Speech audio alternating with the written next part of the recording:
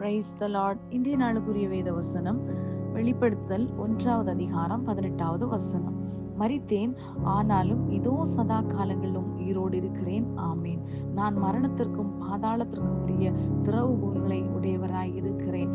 அன்புக்குரியவர்களே, இந்த அருமையான காலை வேளையிலே அருமைநாதர் இயேசு கிறிஸ்துவின் இனிய நாமத்தில் உங்களை வாழ்த்துகிறேன். கர்த்தர் நல்ல வசனத்திற்காய் நன்றி செலுத்துவோம்.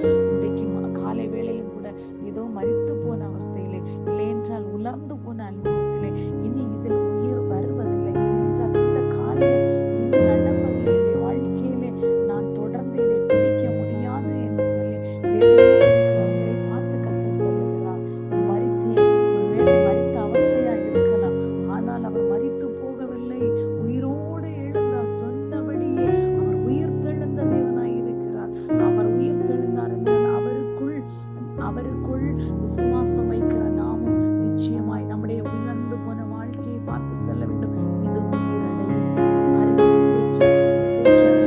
புஸ்தகத்திலே எழுதப்பட்டிருக்கிறது, உலர்ந்த எலும்புகளை பார்த்து கர்த்தர் பேசும்படியாய் சொன்னார். அந்த இடத்திலே பாருங்கள், அது ஒரு சேனையால் உலர்ந்த எலும்புகள் எல்லாம் ஒன்று கூடி அதில் நரம்புகள் உருவானது, சதை உருவானது.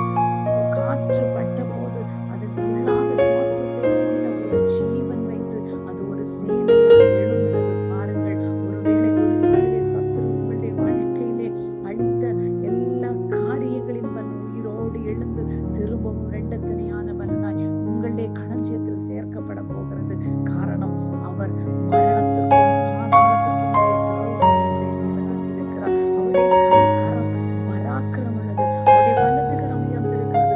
உங்களுக்கான உலர்ந்த வாழ்க்கையை உயிரோடு மாற்ற முடியும். அவர் உயிரோடு நேற்றும் இன்றும் நாளை என்றும் மாறாத தேவனாய் அவர் மரித்து போகவில்லை, உயிரோடு எழுந்தார் என்றார். உயிரோடு எழுந்து உங்களுக்காக கர்த்தருடைய வலது வாரிசத்தில், பிதாவின் வலது வாரிசத்தில் வீற்றிருந்து அவர் நமக்காக பரிந்து பேசுகிற தேவனாய் இருக்கிறார். ஆனபடினாலே உங்கள் கவலைகளை எல்லாம் அவரிடத்தில் வைத்து விடுங்கள். உங்களுடைய உலர்ந்த வாழ்க்கை உயிரடைய போகிறது, ஒரு புலர்ச்சி அடைய போகிறது, ஒரு செழிப்பு உங்களுடைய வாழ்க்கையிலே வரப்போகிறது. கர்த்தர் தாமே உங்களை ஆசீர்வதிப்பாராக. ஆமென். God bless you all.